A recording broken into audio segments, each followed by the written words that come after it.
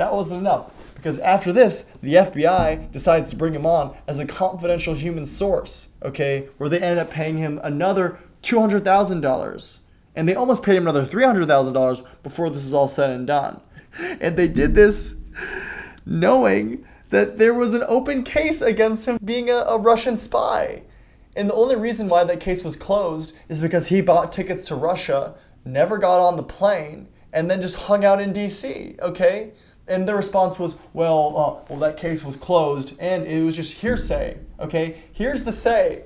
Someone in the Obama administration, once they got a job, he approached them and said that, hey, by the way, if you happen to run in the high class classified information, I have friends that would pay good money for such information, okay?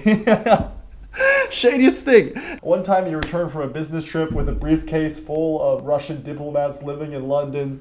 None of his immigration paperwork makes any sense. And this is the source. And this is the guy that the FBI is paying. And as we'll see, is constantly lying to them, constantly contradicting his own story and stories from other people. The FBI literally has a Russian spy lying to them, giving them false information, trying to get involved in election interference, and they're paying him $200,000. Like, what is this? And Comey wants this to happen. Like, the only people committing election interference here are, well, probably the CIA. I'll get to that at the end. But the fucking the FBI, it's much bigger. Like, anyways, whatever online weird operation the Russians were running, dwarfs in comparison to the shit that Comey's doing here.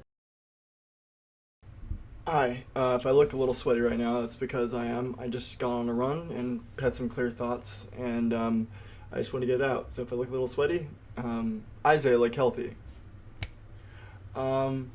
This is just a little preface for the video you're about to watch. I wasn't actually sure if I was going to release it for a long period of time because, mainly because I come off as really vengeful, and I think I was really feeling that. And I'm not sure if I did it again today, if I'd be able to remediate that completely. I'll cut myself a little slack and say I've been through a lot. Not necessarily with the FBI, but just with people with a lot of power, lying and misusing and abusing that power. I want to say that humbly, of course, because I know I'm not a saint. I'm not a perfect person. But I that being said, I still think I feel, well, I don't want to be too rough on myself for being as annoyed as I am in that video at people, I guess Hillary Clinton in particular. And to that, I do think I'm actually putting way too much of my grievances on top of her, especially because I'm not really sure who was responsible for propagating the Russia collusion lie for so long.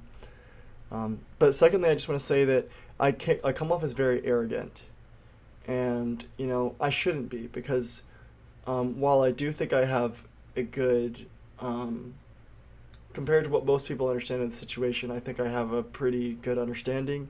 It bears nowhere near how in depth some people have gone to understand this. I discovered after recording this, there's a documentary on HBO Max. I think it's titled Steel, something along those lines. And, they're talking about a lot of things in that I'm not really familiar with at all. You know what I mean? And so I'm like, wow, I should chillax acting like I know everything about this. Or Michael Flynn has a documentary where he's not really talking about Hillary Clinton and more focused on the deep state. And that's something that I don't really get into very well in here at all. And even with just reading the Durham Mueller report, I'm simplifying it a lot. And that's for two reasons. One, because I've read it before, and there's some convoluted stuff, and I'm like, well, I don't really have to get into the stuff involving a woman named Olga Galkina, or some of the getting the background behind some of these Russian figures that they're talking about that Carter Page met with. I'm like, well, that's not really relevant to the story. But if I'm talking about something being so confident, I should have a very good understanding of who those people are, and maybe touch on that a little bit, which I don't. And so I heard once from a wise man that you should have about 70% more understanding of a topic than what you actually talk about. And I don't have that here. I very much do give the entire synthesis in my head of how I understand the situation. And, from coming from that point, it's not proper. That being said, Hillary Clinton came out recently and proposed the idea of giving any curtails on free speech around the concept of misinformation are ridiculous. They are a call for censorship. You know why? Because we already have laws against fraud. If it's not fraud, if it's not threatening and violence, it's not hate speech, it's not misinformation. Those words are made up. They're new, and they're Orwellian, and they're new categories of speech that are designed for the purpose of censorship.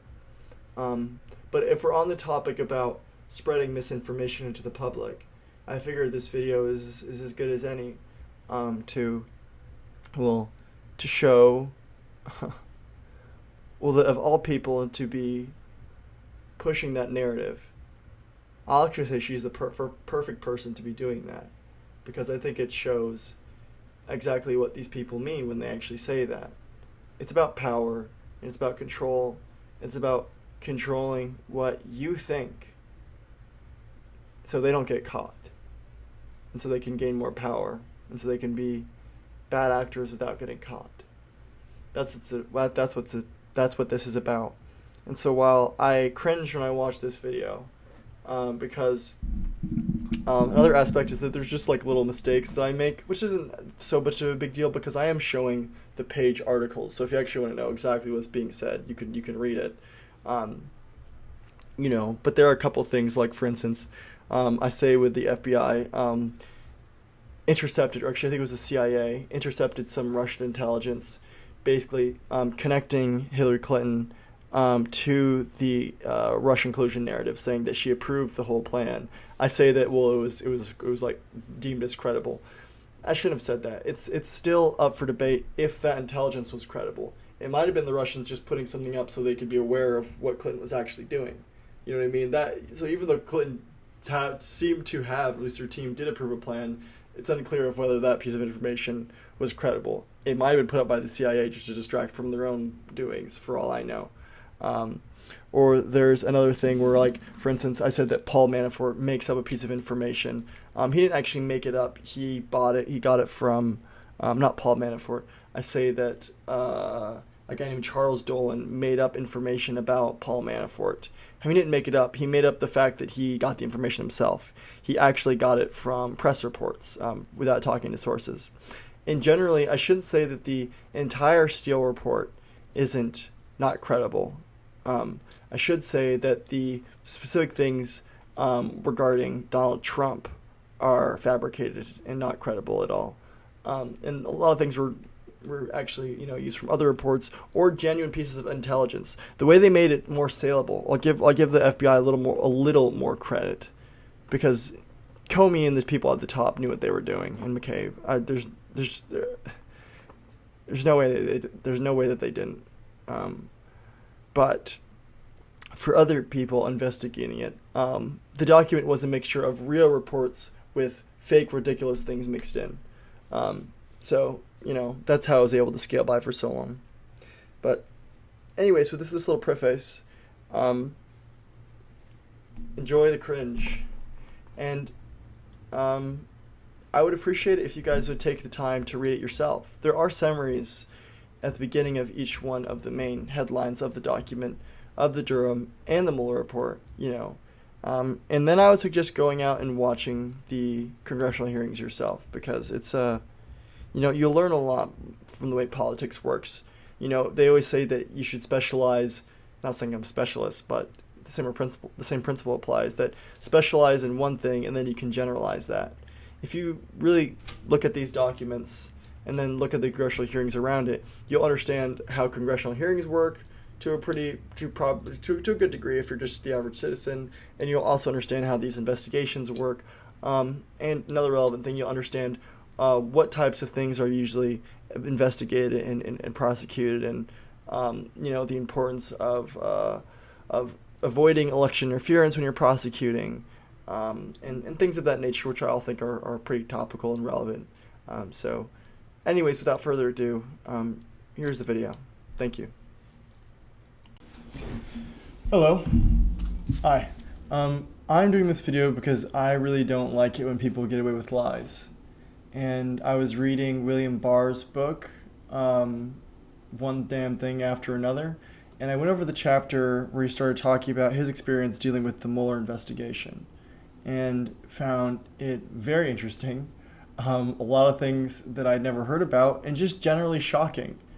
Now, I kind of knew the general outline of what happened there, that, well, they didn't find any collusion, and that there was something to do with Clinton and something to do with collusion with the media and the FBI, but I didn't know how far it went, and I read the Mueller report, and I read the Durham report, and I watched some interviews with George Papadopoulos and Paul Manafort, and then watched all the congressional hearings again after seeing all that, and was just flabbergasted by the way people were just willing to lie to the people. You know, and that's no one's gonna do the research. I mean, like, that took me a couple weeks to do all that, and then watch the congressional hearings and put all that together and look at a lot of people from Cory Booker to Kamala Harris to even Clyburn, who I liked. I feel more mixed about her now. And be like, wow, you guys are very, very dishonest. And I find it very frustrating because I know a lot of adults, from my dad to my manager, and just folks just generally either think Trump colluded with the Russians. I even saw Bill Maher talk about it on his recent podcast. We argued about it with Vivek Ramaswamy, bringing up nonsense about Paul Manafort. And to those people who believe that there is a conspiracy between Russia and Trump, I would like for you to explain it. Well, what did he get? What did the Trump campaign give? Why? Why does any of that make sense? And if you answer all those questions, you'll find that, well, your answers don't make that much sense. So it's always good to be, this is a problem I have, being humble when you put forth an idea. So so on top of that, of just all the necessary research that you'd have to do to get to the bottom of that, journalists aren't doing their job. I think the New York Times mentioned maybe like once offhandedly in an opinion piece that the Durham report and that the Russian collusion thing turned out to be a sham.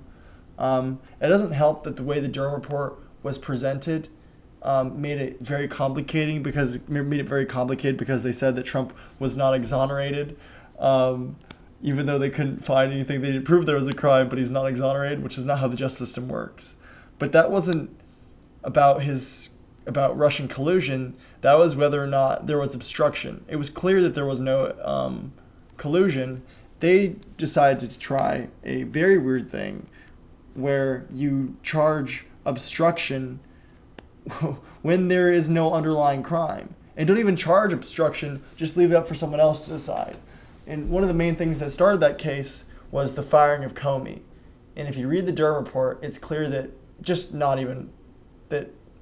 why not even Trump just wanted Comey fired, but lots of people throughout the DOJ and everyone in the executive branch with, frankly, seems like a level ahead. That and trying to end the investigation, as we'll go through, it will seem pretty clear why he was. And he never stopped anything from coming forward, didn't stop any evidence. In fact, in the future, might be fruitful to do a video just going to the Durham report in and of itself and how it was released and how later people like Barr and other folks were slandered in order to get something out of that investigation. Because it was an expensive investigation between the Crossfire hurricane investigation, which was the initial process looking into the Trump-Russia ties, then turning into Mueller's special counsel, which is mostly about obstruction. But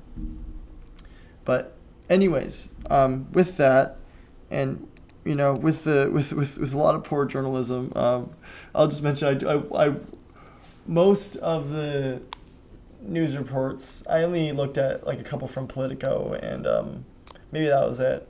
They characterized the report as being kind of mixed. That like, oh, it was a flop. The Mueller's investigation got this many prosecutions.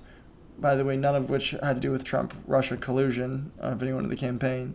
But Durham's only I think indicted 4 people, I believe, and that's like that means it's not successful. Maybe it was just 2. But really, I mean, the whole point of Durham's investigation was to depoliticize the DOJ. And so they weren't trying to trick people up.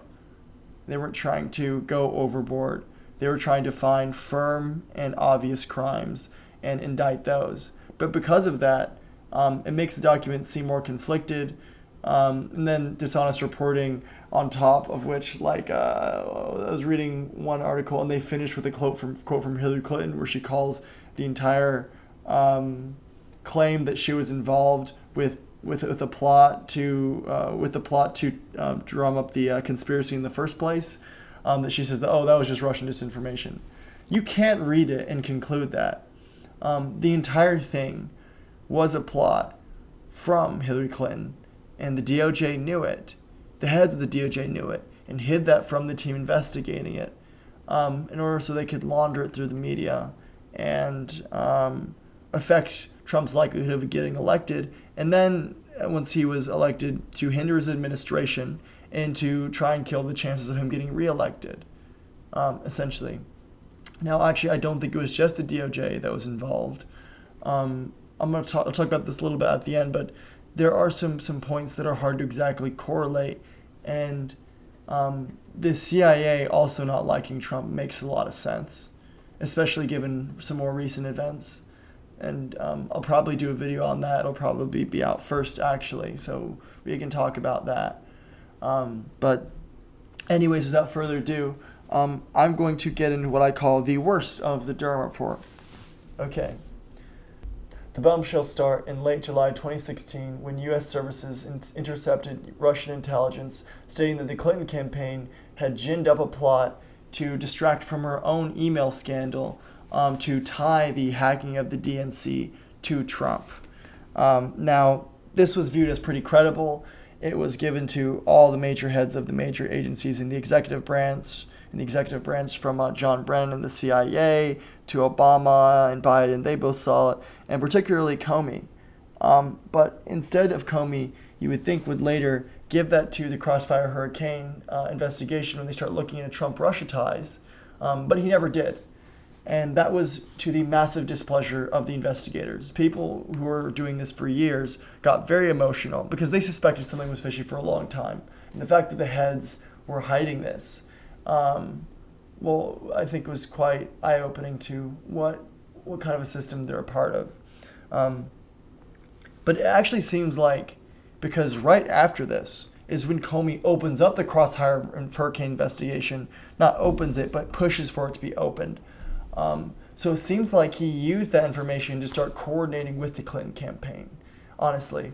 And that happened first when 2 Australian diplomats reached out and said that, hey, we had drinks with a foreign policy advisor of the Trump campaign, George Papadopoulos, a young buck. This was his first job of that sort, if you're not including the fact that he jumped from a Ben Carson campaign earlier that year. And anyways, they were all stationed in London together, and they were having drinks. And he mentioned that, rumor has it that the Russians have dirt on Hillary Clinton. And they thought this was worthy of note because, the DNC, because the DNC was hacked, and then they were started to be posted on WikiLeaks.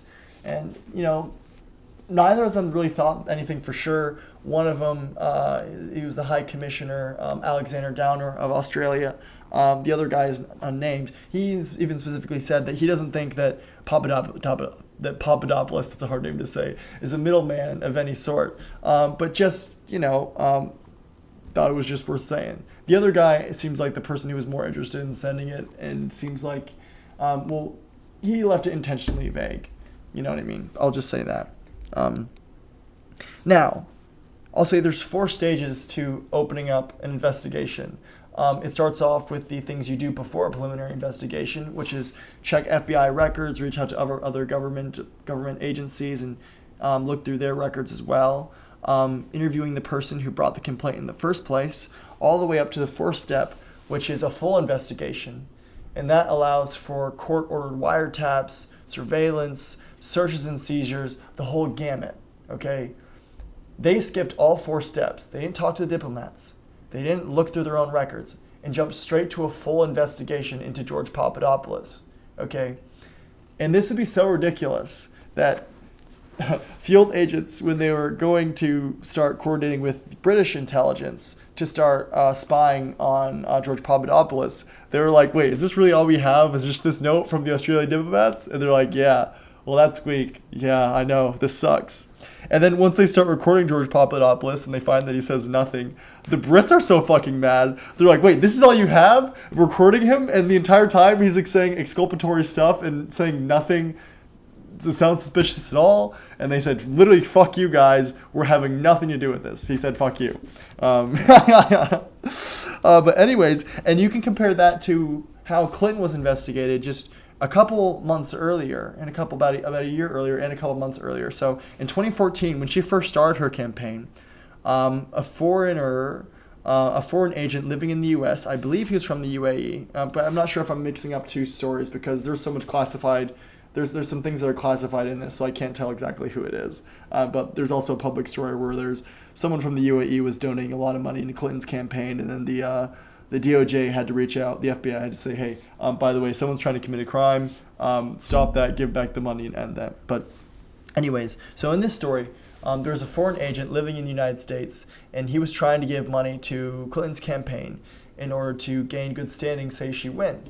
Now, it took the FBI 11 months to act, okay? And the reason being is that they were so afraid that it would leak.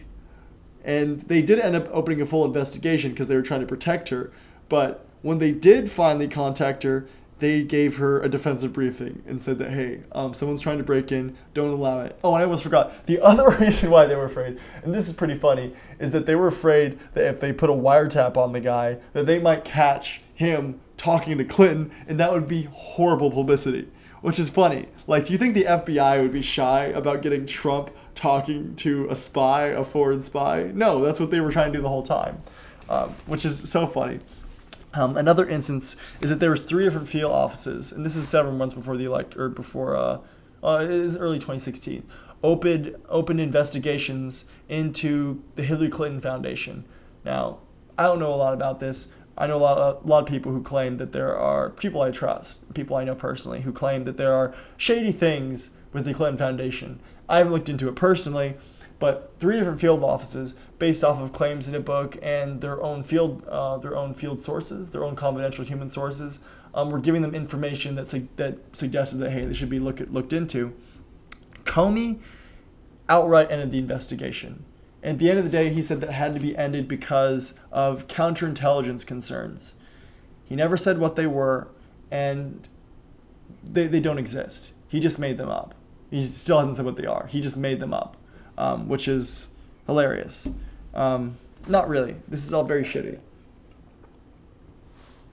But anyways, if they had followed the proper steps of an investigation, first they would have interviewed the diplomats and found out that, they're like, we didn't get really the vibe that he was a middleman or anything like that. And secondly, they would have checked the FBI records and government records and found out that every expert that specializes in Russian intelligence and espionage and whatnot had never heard of any ties between Trump and Russia until late July, the date that it said that Hillary Clinton proposed a plan to tie them together. And as we'll see, as I go into, all the pieces of evidence come from Clinton, which is hilarious. Okay, so the second main piece of evidence that we have here is the Steele dossier. What is the Steele dossier? It's basically a dossier put together by a man named Christopher Steele, and basically claimed that the Russians had caught Trump engaged in salacious sexual behavior by recording him in a number of Moscow hotels, specifically a Ritz-Carlton, And specifically, there's a famous story that you guys might have heard about, that he went to the presidential suite, the same suite that Obama was staying in, and had the prostitutes, not currently, Obama wasn't there at the same time. This wasn't a very high-powered threesome party or nothing like that. But Obama used to stay, and he asked, "Is this Obama's bed?" And they said, "Yeah." And then he hired the prostitutes to give a golden shower, as they quote in the dossier, before making sweet love to those dirty sluts on the bed. It's not that funny.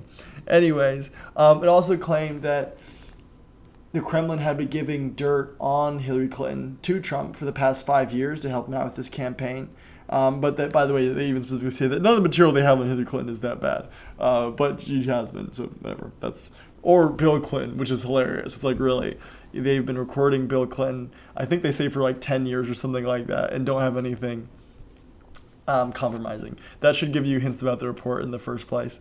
Also, they were offering Trump sweetened property deals, and that members of the Trump campaign were basically in secret contact with the Kremlin through meeting officials out there, but also a secret server located in Michigan and Pennsylvania that they could send out messages through a healthcare provider in Michigan and receive them in Pennsylvania. We'll get into that later, but that's a whole other crazy thing.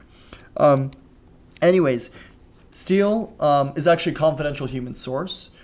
So he has an FBI handler. He's been a confidential human source for about 10 years. Apparently, he's been giving good information, specifically around fixing soccer games in Europe and gambling and such like that. But apparently, he's been a credible source. So when he met with his handler and gave him this information that the handler thought seemed shady and politically motivated, mainly because Steele actually told him that he was working for a law firm on behalf of senior high-powered Democrats. And the handler wrote down in his notes, HC. And it's funny, he says he doesn't remember if he mentioned Hillary Clinton specifically, but he could think of no other individual that Steele would have mentioned that would have made him write that down. But Steele actually is working for Hillary Clinton. The firm he's working for is Perkins Coie, which is Hillary Clinton's law firm. And Perkins Coie hired Fusion GPS, Steele's company, on behalf of Hillary Clinton to dig up opposition research on Trump. And it just so happens that he comes up with, this sort of thing. And by the way, I also didn't mention, one of the things that also gives credence to the idea that, yes, she did approve the plot is they looked at their email records of Clinton campaigns. They looked at the Clinton campaign's email records of around this time in communications. And there are things specifically around this date about, them signing papers like, hey, we're trying to sign this paper. We all need to agree. We're going to criticize Trump's closeness with Russia. Hey, what's the update on the investigation with the cyber attack? And they even interviewed one of the people who was sending all these messages, and she said that I might have mentioned some kind of idea to distract from Hillary Clinton's email scandal that involved tying ties between Trump and Russia, but I don't remember in particular. Oh, and my bosses may have approved it, but again, I don't remember in particular. She had a couple of statements like that where, okay, you don't remember. We know what that means. Anyways. Something else that's funny here, at this same time, Steele's intelligence company, Fusion GPS, while he was giving it to his handler, around the same time, they also started shipping out to various news organizations to find someone to take it. But no one was interested because it sounds that shady. It sounds that ridiculous. Particularly the Washington Post got back to Steele and snapped back and said that, hey, we talked to our guy in Moscow, I'll say the specific claim that they're shipping out was a claim that a guy named Carter Page met with a guy named Igor Sechin on Carter Page's recent trip to Russia, where he was giving a speech to an economics school. Carter Page is kind of a nerd. We'll get into him.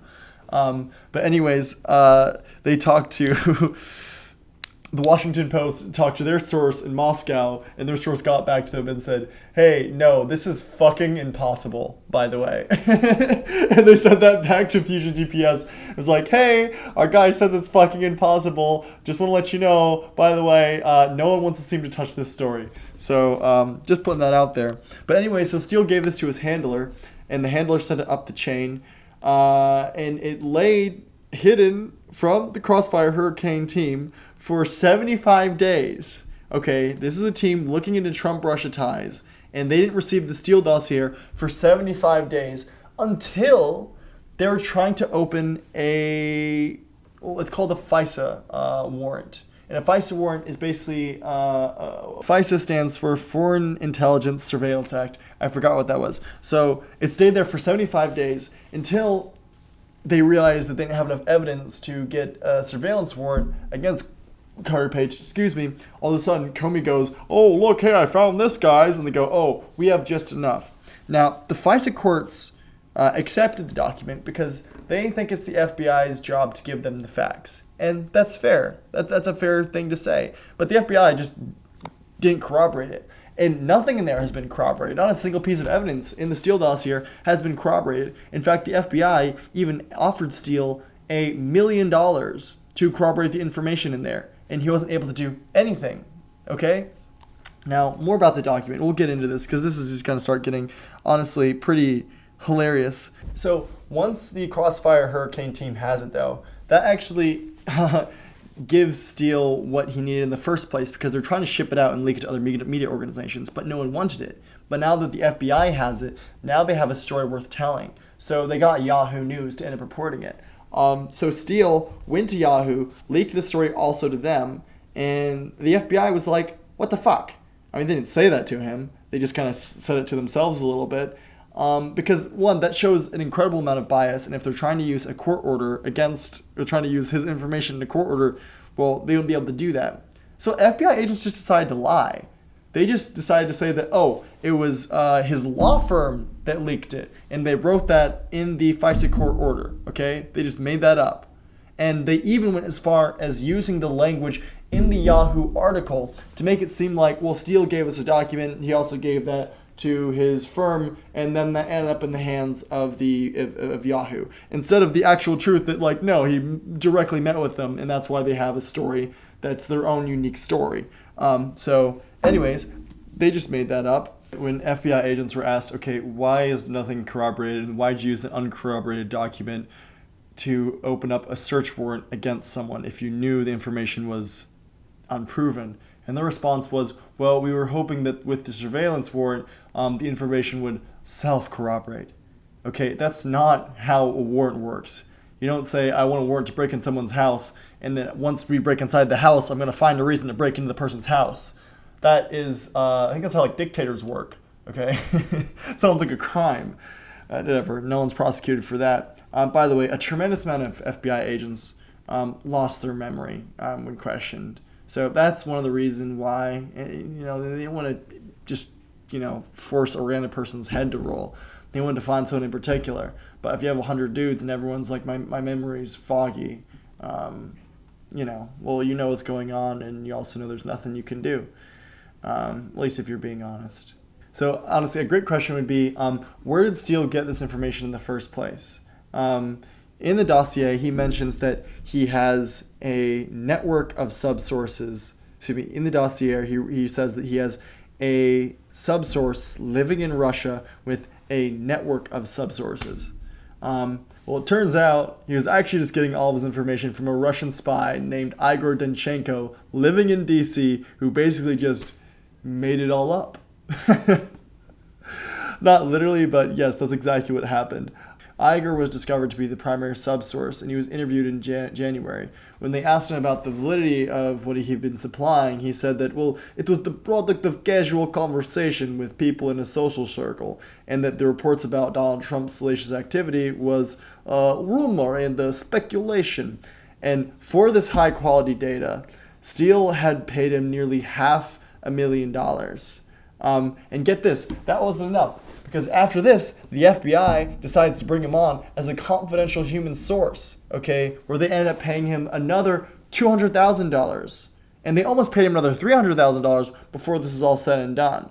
And they did this knowing that there was an open case against him being a Russian spy. And the only reason why that case was closed is because he bought tickets to Russia, never got on the plane, and then just hung out in D.C., okay? And the response was, well, that case was closed, and it was just hearsay, okay? Here's the say. someone in the Obama administration, once they got a job, he approached them and said that, hey, by the way, if you happen to run in the high class classified information, I have friends that would pay good money for such information, okay? Shadiest thing. Like, everyone thought this guy was a spy. One time he returned from a business trip with a briefcase full of Russian diplomats living in London. None of his immigration paperwork makes any sense. He has like a weird setup living in the United States where like Steele is like paying him to like live there. Like, the whole thing is just, he's the most shady person you could ever imagine. And this is the source. And this is the guy that the FBI is paying. And as we'll see, is constantly lying to them, constantly contradicting his own story and stories from other people. They catch him in red lies all the time. And you know what really makes me really annoyed about this, and we'll get into this more, but like, you know how many people the FBI during Mueller's special counsel were arrested in Trump's campaign for lying about things that have nothing to do with Trump-Russia collusion, nothing to do with pretty much anything that they were investigating, were trapped up in lies. And yet here, the FBI literally has a Russian spy lying to them, giving them false information, trying to get involved in election interference. And they're paying him $200,000. Like, what is this? And Comey wants this to happen. Like, the only people committing election interference here are, well, probably the CIA. I'll get to that at the end. But the fucking the FBI, it's much bigger. Like, anyways, whatever online weird operation the Russians were running dwarfs in comparison to the shit that Comey's doing here by allowing all this to happen and Igor's claims to be broadcast on the New York Times. It's just ridiculous. Anyways, so let's get into some of Igor's contradictions here. And then who exactly is his network of subsources that it's listed in the dossier? Turns out it's just Charles Dolan, a guy who's a longtime associate with the Clintons and a longtime worker at the DNC for like 20 years. I think he worked on both Hillary Clinton's campaigns, or both, what was it, Bill Clinton and Hillary Clinton's campaign? Anyways, what?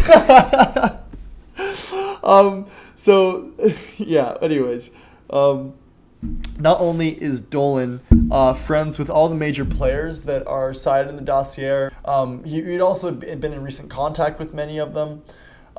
He was also the one who went to the Ritz-Carlton Hotel and got that story. They showed his picture of the management, and they're like, yeah, he was here, and we showed him the presidential suite, although they denied saying anything about Trump. In fact, once they looked in the hotel records, it turns out that Trump hadn't even stayed there until since 2013. And so that whole story was just bullshit. But Igor lied about going there. Also, Igor said that Dolan wasn't the subsource, even though it's clear that he was the subsource because, again, all the information that he was receiving ends up in the dossier. There's even one email in particular with regards to Paul Manafort that Dolan had sent to Igor. That ends up in the document, and they asked Dolan, like, okay, where'd you get this information right here that's in the dossier? And he just says, I made that up. What? Who are these people? Anyways, there's also a funny story where they basically claim that there's a question in the dossier. They claim that members of the Trump campaign were coordinating with the Kremlin, and they ask Igor, where'd you hear this? And he says, a former business associate of Trump named Sergey Millian. And that's actually mentioned in the dossier, that Steele's subsource had met with Sergey Millian. Although apparently Igor had told later Steele that, oh, by the way, we never met in person. It was just email communications and stuff like that. And and then Steele didn't change the Steele dossier. You just left it as is. I don't know if he actually told him that. Someone here is lying. But anyways, the FBI asked Igor, did you meet with him? He said, no, we just communicated over email. They check his emails. Turns out he didn't send, they weren't talking at all. Igor just sent him a couple of messages, and he kept being left on read. And then Igor changed the story again and said, well, oh, no, actually during this time, I had a 10-15 minute phone call from an anonymous source. And I knew the person was Sergey Millian based off YouTube videos. I'd heard of Sergey Millian, and he told me, one, the Ritz-Carlton story, which is ridiculous because it was already in the dossier at that point. He said that, He told me about the connections, all those connections, in a 10 to 15-minute phone call. And then he told me to go meet him in New York at a bar that he never disclosed, that Sergey never disclosed in this supposed call. And he said he went to New York and never heard anything, okay? All that is bullshit, okay? For one, he was sending emails after the supposed phone call, still trying to make contact with this guy. And further, he had already made those plans to fly to New York months earlier because he was going sightseeing with his young daughter. And in the words of the report, in order to credit his version of events, that means that Sergey Millian made plans to meet with an anonymous, undisclosed individual at an undisclosed bar,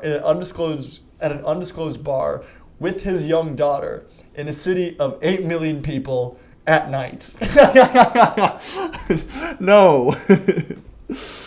No, anyways. Sergey also was very not happy to be mentioned in the dossier, and that started being leaked to the media because he started getting a bunch of death threats and stuff like that. So I'm sure that was very nice. Oh, and by the way, I forgot to mention here. FBI agents, part of the Crossfire Hurricane team, wanted to interview Dolan. But guess what? Of course, they were stopped by FBI heads who ostensibly stopped them just because they knew Dolan's connections, and they knew if they talked to him any further that they would realize that, oh my gosh, this guy works for the DNC, this whole thing's pretty ridiculous. And the people who wanted to bring on Dolan either moved to a different case or just stopped outright. Which the whole thing is so ridiculous because they have Steele, who's unable to corroborate his evidence. They have Danchenko, who's unable to corroborate evidence. Both are given a lot of money to do so. And then you have Steele mentioning, well, there's one guy who could probably corroborate some of this stuff. One of only a few names that they name. And at this point, they've already interviewed like 400 to 500 people. They end up finishing the investigation interviewing 500. And they have one guy that they could. And they decide not to. And the response is, well, it's outside the scope of the investigation, which is absolute nonsense. I mean, that's what they literally just said that. Anyways, I just need to add that. It's just another level of ridiculousness. So, whatever. Now we get to Carter Page, the person who the dossier was used to open up surveillance warrants against. Anyways, so he had the warrant was renewed 3 different times.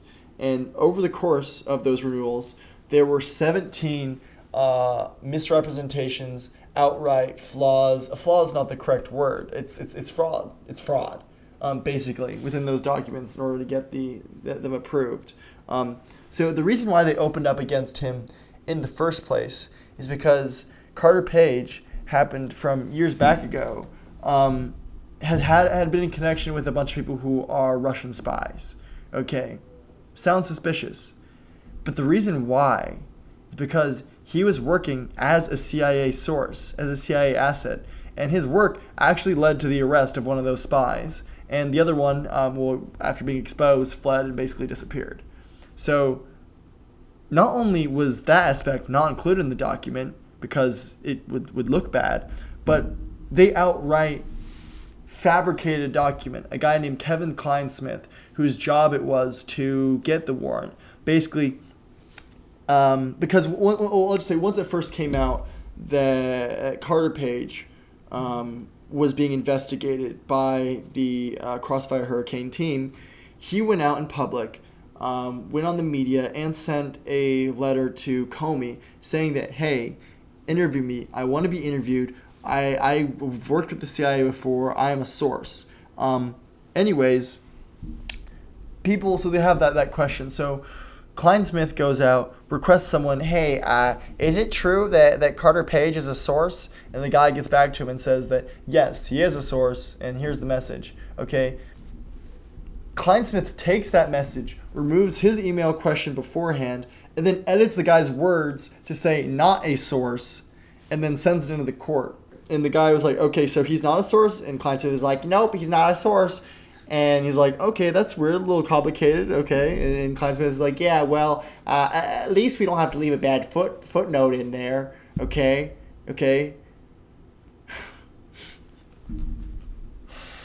I just find that so annoying. Because here you have a person who actually is a veteran, who was actually putting Russian spies in prison, who's an innocent citizen, who you, Clinesmith, are using the DOJ as a political partisan tool, bending the floorboards of the Constitution to do something that you think is correct against the truth, in order to influence an election because you know it's better for a country than her own people. That's a worse footnote for you.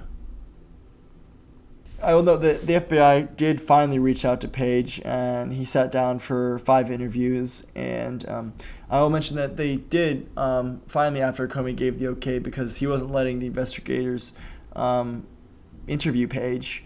And he sat down for 5 interviews, and when he finally did, he brought his own PowerPoint presentation, which I love and I find hilarious. Anyways, but after disregarding Page's offer to be formally interviewed, that didn't stop them from sending, and already had been sending, confidential human sources, CHSs, in order to get information from him. But to be honest, it didn't matter what Carter Page told them. He didn't even have to be there, honestly, because they were just going to ignore every exculpatory thing that he said that should have been included in the warrants, and then just fabricate a bunch of stuff. Okay? It's ridiculous. So the first thing is that in the dossier, they claimed that Carter Page and Paul Manafort had a close relationship. They were tangoing with each other and with the Russians in communications. And when the CHS asked about him and Paul Manafort's relationship, he said that he didn't like him, never talked to him, and only sent 1 email to the guy with no reply. And that was corroborated by Durham's investigation. But for some reason, the Crossfire Hurricane team never looked into that. Okay? If you actually believe the information that's in your own warrant, you know that he's lying. But they don't actually believe it, and they know he's telling the truth. And so they don't look at there. And if they knew he was lying, then pull it up and you can prove something, and you got something actually good to put in your fucking warrant in the first place. Because remember, they renew it 3 more times after this. Anyways, it's fucking ridiculous. And by the end of it, once they redo the last one, they're like, okay, this is just to be safe. You know what I mean? I forget the word they use. Some old time word, like for the suspenders or something like that. It's like, no, if you don't have an excuse to be surveilling Americans and watching them from your satellites, I'm not sure if they use satellites in his case, but you don't. Who are you? I'm not sure that the FBI has access exactly like that. That's more of an NSA thing. Anyways, so the document also claims that Page met with Sechin. We talked about him earlier, and another Russian guy. But Page denied it. But on a different conversation, where they didn't even talk about Sechin at all, later, before they're going to put set up for the warrant for the new renewal, the CHS just remembered that, out of the blue, he's like, he did mention that, actually. He did mention that he met Sechin in this last conversation, even though, like I just said, they never even talked about that subject in this time. And the FBI, without reviewing the tape, just included that in there, which is ridiculous. And then the last thing that happened, the guy asked him if he had any connections with the Trump campaign still, and he said that, I'm still technically a member, but I've had no communication because of this investigation. It just looks bad. And understandable. And he said that I am going on a TV interview in London, though, and we're going to be talking about foreign policy stuff.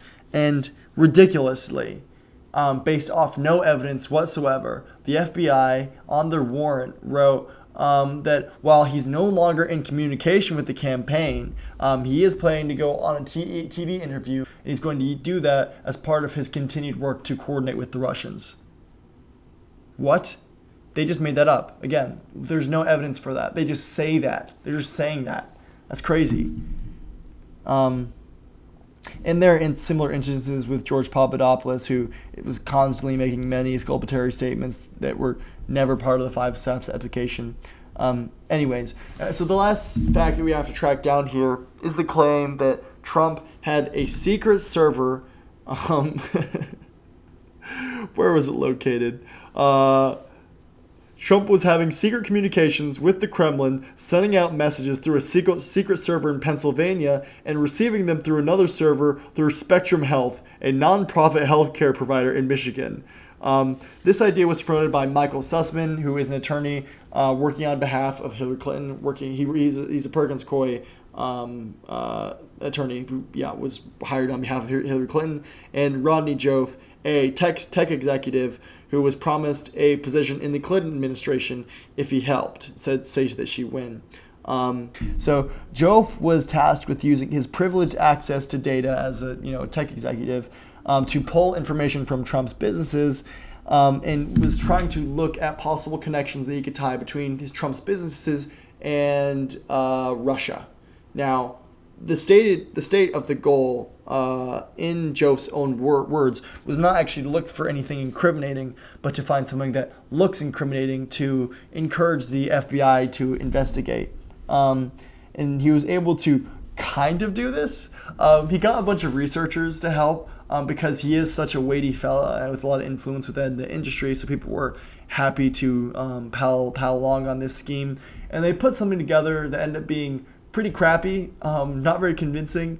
But what Jove told them, okay, write a one-page summarizing the findings, but review the data like you're a novice, like you're an amateur. So only spend like an hour on it. If you spend more than an hour, you've done too much.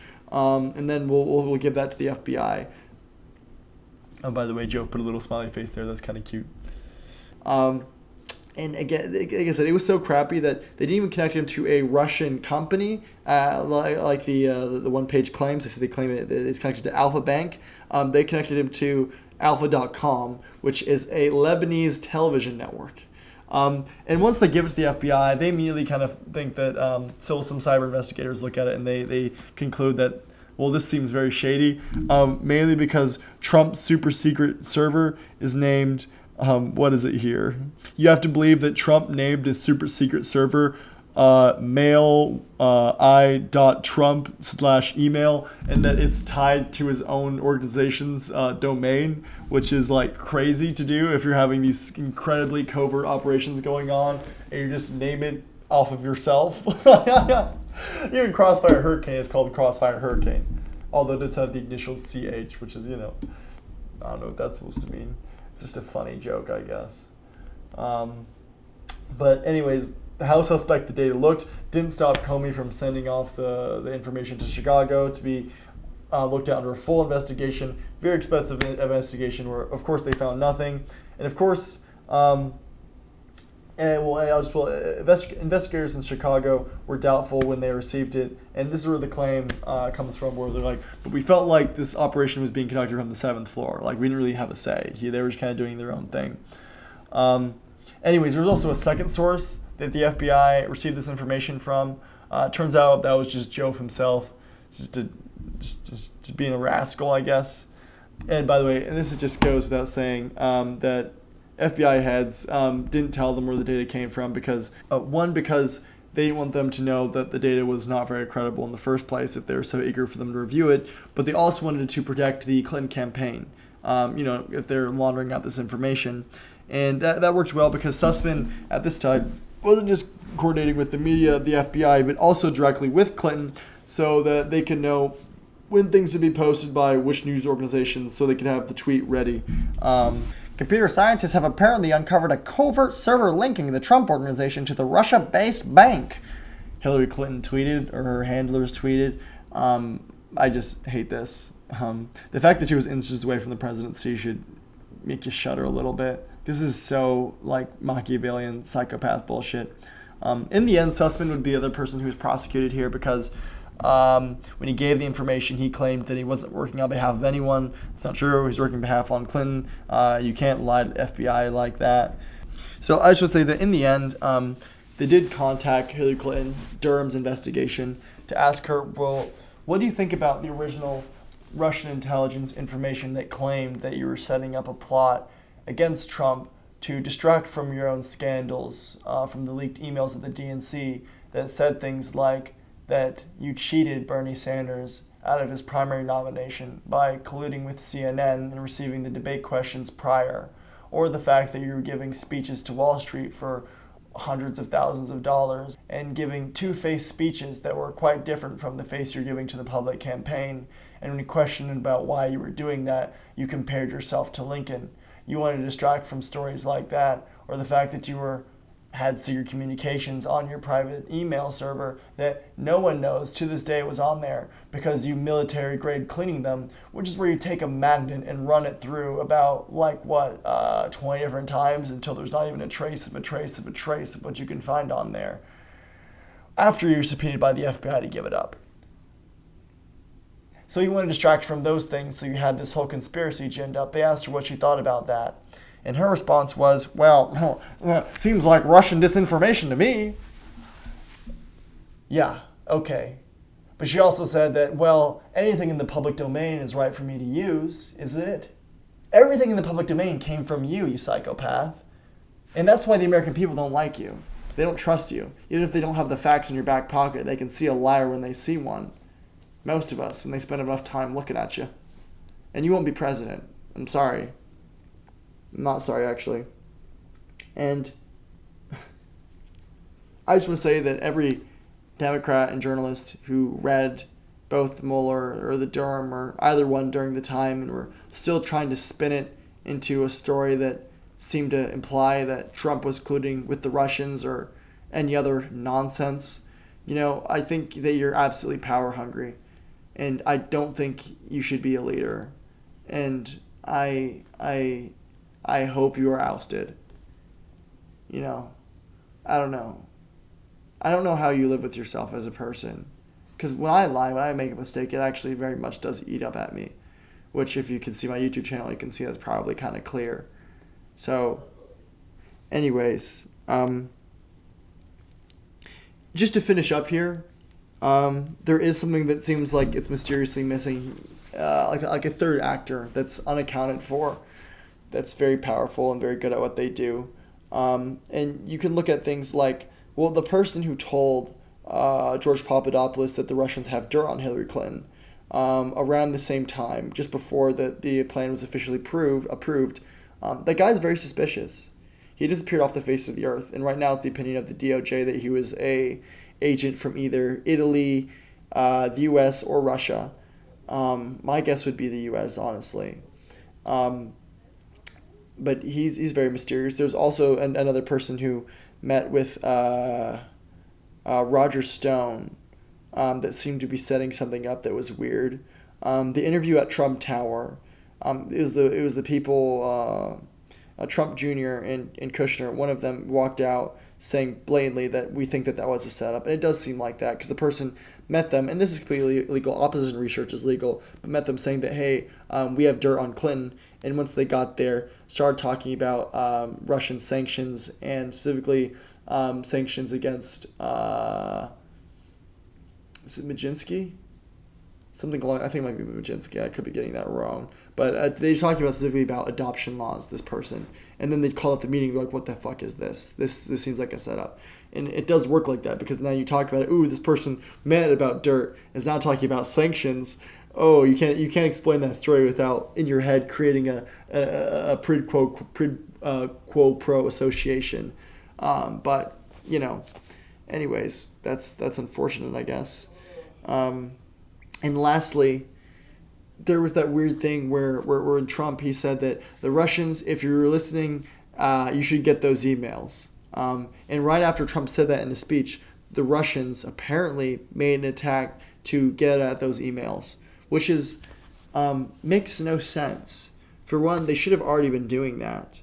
Why would they wait on Trump's call? And if they're trying to hurt Hillary Clinton, why would they risk getting exposed acting on Trump's words like that? What does make sense, what might make sense here is that, Julian Assange claims that it wasn't the Russians who hacked the DNC who gave him the information. He says it was someone else. We don't know who it was. And I will say that right there, them hacking right after that doesn't make any sense. That's something to make a story. And it was a very powerful, mysterious person who did it. And it's always best to look at interest in these instances. We'll just be a little tidbit at the end, and I'll probably cut this out for a different video as well. But everyone talks about with the Trump assassination, either that it was a coordinated effort or it was incompetence, specifically regarding diversity hires, and that maybe that they maybe have a bias against Trump or something like that. Now, sometimes when you go to a crime scene, there's no body, but you can tell that there's a crime because there's a cover-up. So you find bleach all over the floor when you swab the ground, and although you didn't find any blood, and it's not a surefire thing, the mathematical probability of finding bleach in the same area that you think there was a murder is quite suspicious. Now, a little bit after the Trump assassination, what happened? At a Kamala rally, you had some women, Secret Service agents, break into a hair salon to make the bathroom available for Kamala supporters. And first, they looked at the security camera, walked up, and put tape on it so they wouldn't be caught. Of course, that's idiotic. And, well, first I'll say that checks off all the boxes. They're incompetent because of diversity hires. They're incompetent because they put tape on the thing when they're clearly facing it. And, they have a slight bias towards Kamala Harris in the first place. And between those factors, you can explain why there was such a window to shoot Trump. Except for, you would actually have to have an IQ below 100 in order to put tape over a security camera and look at it and think you'd actually be accomplishing that. And there's an absolute 0% chance that there's someone with an IQ under 100 working for the Secret Service. So, no, I don't buy it. That's a cover-up. And their own cover-up is the evidence. So, anyways, that's why I'm actually sure that was an attack against Trump. I know you shouldn't be sure about things you haven't seen with your eyes, but I've seen some things. And, yeah. It also, you don't want to be a conspiratorial person, but, it seems like there's a war being fought on like 30 different fronts. And I know that the CIA has people positioned in media, positioned in the FBI, positioned in universities, positioned in judges, in cops, at all levels, just regular folks, neighbors, because they're that obsessed with control. It's not to say that all those people are bad people. They're doing their job. They think they're serving their country. But no, they're serving an anti-constitutional entity that's parasitizing us, the nation. It's not an American organization. It's a very strange foreign entity. So, anyways, thank you guys for listening. I appreciate it. And y'all have a good day. Love you.